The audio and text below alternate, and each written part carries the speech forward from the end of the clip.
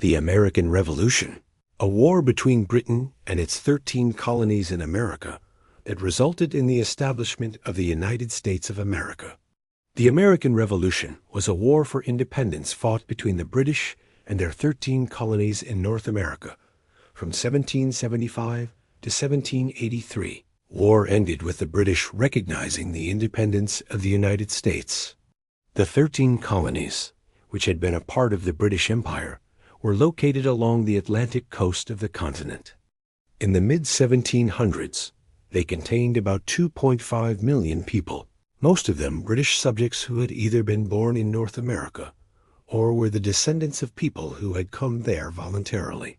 When that failed to change the British policy, they formed the Sons of Liberty, a secret society that carried out acts of defiance, including tarring and feathering tax collectors and burning effigies of British officials.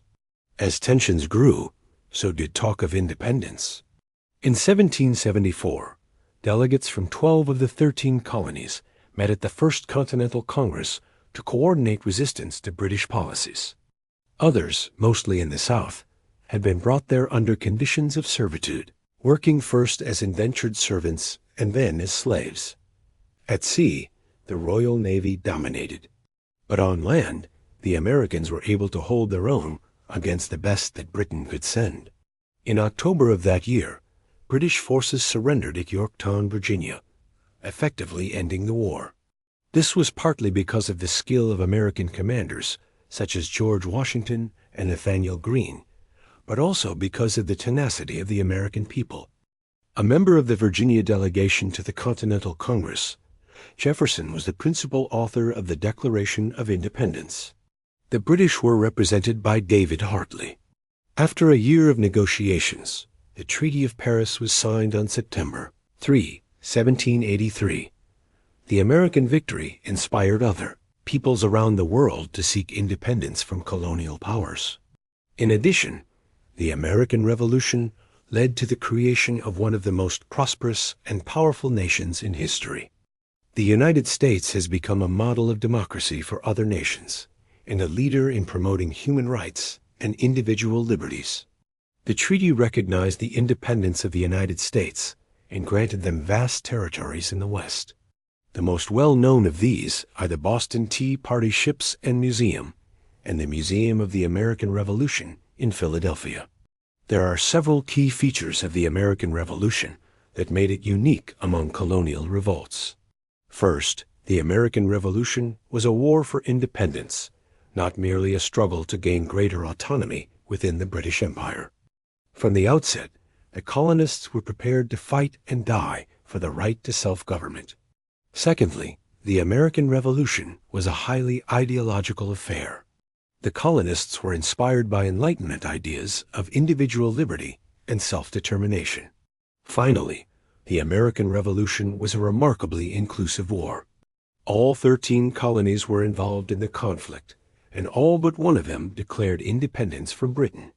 The Revolution also saw the participation of people from all walks of life, including wealthy merchants, small farmers, and enslaved Africans. The United States had fought for and won their independence. It is a testament to the power of ideas and the courage of those who fight for liberty.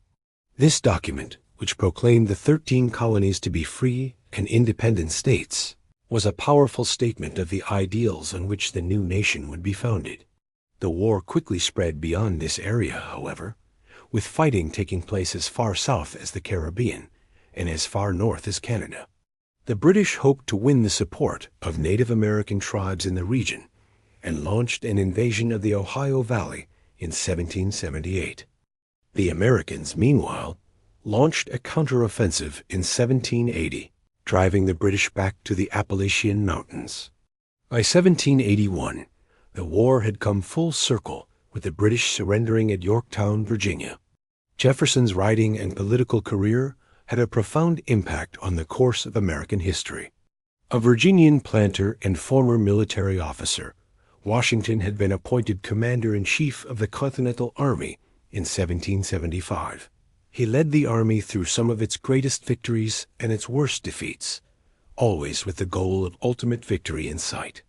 Washington's leadership was a key factor in winning the war, and he is rightly remembered as the father of his country. Time and again, they proved willing to endure hardship and even starvation in order to achieve their goal of independence. They closed the port of Boston until the people of Massachusetts reimbursed the East India Company for a cargo of tea that had been destroyed in a protest known as the Boston Tea Party. The coercive acts also restricted town meetings and allowed British officials accused of crimes to be tried in England. The first nation to join the war on the side of the Americans was France, which had long been suspicious of British motives in North America. Other European powers soon joined the conflict, with Spain entering the war in 1779 and the Dutch Republic in 1780. Not surprisingly, the colonists viewed these acts as a tyrannical attack on their liberties. And in June 1775, fighting broke out between British troops and colonial militiamen at Lexington and Concord. The American Revolution was one of several 18th-century wars in which colonies rebelled against their imperial rulers. During that time, the Continental Army, led by General George Washington, faced many hardships. Supplies were often scarce, and disease was widespread. Despite these challenges, the Americans were able to score some early victories, including the battles of Lexington and Concord, the Siege of Boston, and the Battle of Trenton. These victories helped to turn the tide of public opinion in favor of the Revolution. By 1776, it was clear that the colonists would not be satisfied with reconciliation with Britain. On July, the Declaration of Independence was adopted by the Continental Congress, and the United States became a full-fledged belligerent in the war. France, for example, lost Canada and India to Britain during this period. They had little contact with each other. Each was free to go its own way. But this changed after the 7 Years' War, a global conflict between Britain and France that ended in 1763. Britain emerged victorious, but deeply in debt. To help pay off this debt, Parliament passed a series of acts that raised revenue in the colonies. This included the Sugar Act of 1764, which taxed sugar and molasses imported from non-British sources, and the Stamp Act of 1765, which required the purchase of special stamps for a variety of legal documents. These taxes were deeply unpopular with the colonists who had been accustomed to governing themselves with little interference from London. Moreover, they argued they were being taxed without any representation in Parliament. It was this principle of no taxation without representation that became one of the rallying cries of the Revolution. But no other colony had the good fortune to transform itself into an independent state. That was the special achievement of the American colonies, causes of the Revolution. For most of the first half of the 18th century, the relationship between Britain and its North American colonies was easy. The colonists protested the Stamp Act by forming a boycott of British goods. In September 1774, the British government responded to colonial defiance with the coercive acts known in America as the Intolerable Acts. Early years of the war. The American Revolutionary War began in 1775 and lasted 8 years. The American goal was independence from Britain, but achieving it would require military and financial support from foreign nations. The war in North America was only one part of a larger global conflict in which the alliance of France, Spain, and the Netherlands fought against Britain and its allies. It was not until 1781 that the war turned decisively in favor of the Americans. The American victory was due in large part to the efforts of George Washington. Another important figure in the American Revolution was Thomas Jefferson. Treaty of Paris. With the American victory assured, negotiations for a treaty began in Paris in 1782. The Americans were represented by John Adams, Benjamin Franklin, and John Jay. The American Revolution was a watershed event in world history. It was the first successful attempt by a colony to break free of its imperial ruler. Key features of the American Revolution. The American Revolution remains one of the most important events in American history. Map of the American Revolution. At the start of the war, the 13 colonies were located along the Atlantic coast of North America. Today, visitors can explore the battlefields and sites of the American Revolution through a variety of museums and memorials. We need to begin with the very beginning, because although we associate the American Revolution with the famous shot heard round the world at Lexington and Concord in 1775, that was not the first major event of the war. Wait, hold up. We did not actually celebrate the 4th of July until after the United States won its independence. Why? Well, for one thing, they were outmanned and outgunned by the British Army. But secondly, they lacked a navy. But thanks to brilliant maneuvers by American General Horatio Gates, the British were forced to surrender. And with that, the tide of the war turned. You see, technically, the 13 colonies were still subjects of the British Empire. Now, we can thank Thomas Jefferson for penning the Declaration of Independence, George Washington for leading the Continental Army, and all of the other founding fathers for assembling a new government and writing a new constitution. And we can also thank the British for getting out of the country. Really, we wouldn't be here without them. But anyway, I hope you got something out of this video. If you did, please consider subscribing, and I'll catch you on the flip-flop-heimer out. And without a formal peace treaty, it was possible that the British could reassert their dominance over the former colonies. Now, the good news is that both sides wanted to put the whole thing behind them and move on. The British were embarrassed about losing the war, so they wanted to end it as quickly as possible. And the Americans were eager to get international recognition as a sovereign nation so that they could get on with being a country. So in 1782, both sides met together in Paris to draw up the Treaty of Paris. For the Americans, the main objective was to get the British to acknowledge them as a sovereign nation. And for the British, the main objective was to minimize the damage done to their empire. After a year of negotiations, they finally hammered out an agreement. And in September of 1783, the Treaty of Paris was signed, officially ending the Revolutionary War and establishing the United States of America as a free and independent country. Suddenly, the French were eager to throw their naval and monetary weight behind the struggling Americans. And with that, the British realized they had made a grave mistake. They were fighting a losing battle. So in 1781, they decided to make one last-ditch effort to crush the rebellion once and for all. They assembled a huge force of soldiers under the command of British General Cornwallis and marched them down to Yorktown, Virginia.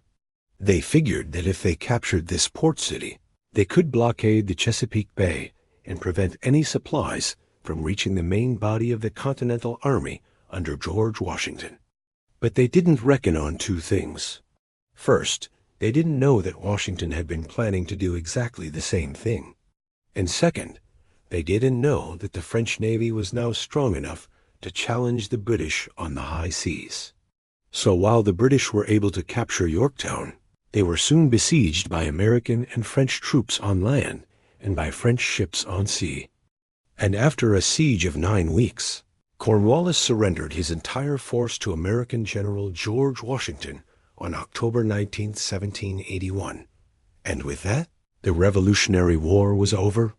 Without a navy, it was impossible to trade with or even receive aid from any foreign nations. In fact, most European powers didn't even recognize the United States as a legitimate country. As far as they were concerned, the Americans were just a bunch of unruly children throwing a tantrum that needed to be put in their place. And who better to put them in their place than the mighty British Empire? Unfortunately for the British, though, they faced a problem. You see, even though the British Army was much stronger than the Continental Army, they just weren't that interested in fighting a bunch of ragtag farmers. I mean, really, how bad could they be? So they didn't put much effort into quelling the rebellion, which gave the Patriots just enough time to win some key battles and gain support from the French, who had their own beef with the British.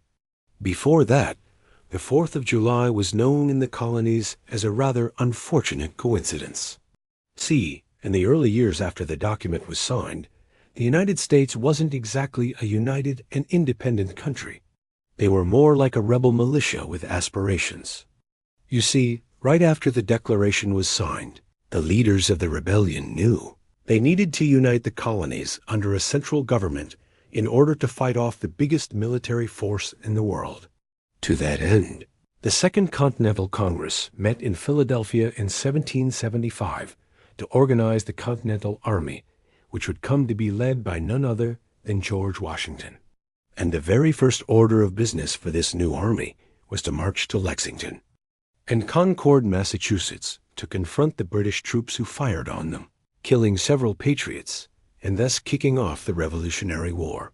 And if you want to pinpoint the exact moment when revolution started brewing, well, you can narrow it down to one hot July day in Philadelphia in 1776. On July, a handsome young Virginian named Thomas Jefferson wrote a scorching hot condemnation of King George III that would come to be known as the Declaration of Independence. Now, while Jefferson did write the document, it was really a committee to whom he submitted his draft that ultimately approved and signed the document.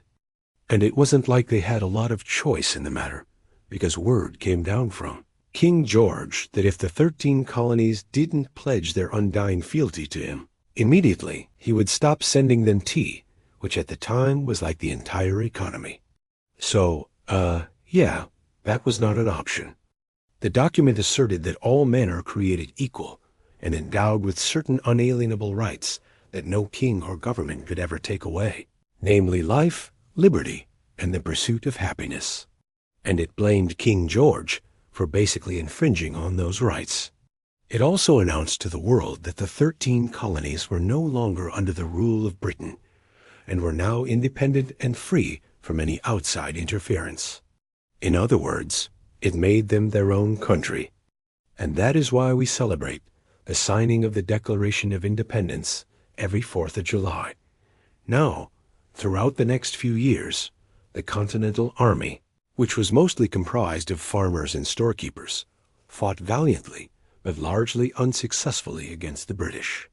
And nowhere was this dichotomy more evident than at the Battle of Saratoga in 1777. In this battle, the Continental Army was severely outnumbered by the British.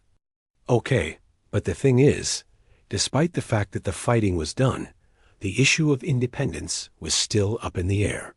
So then, boom, the United States was officially a country.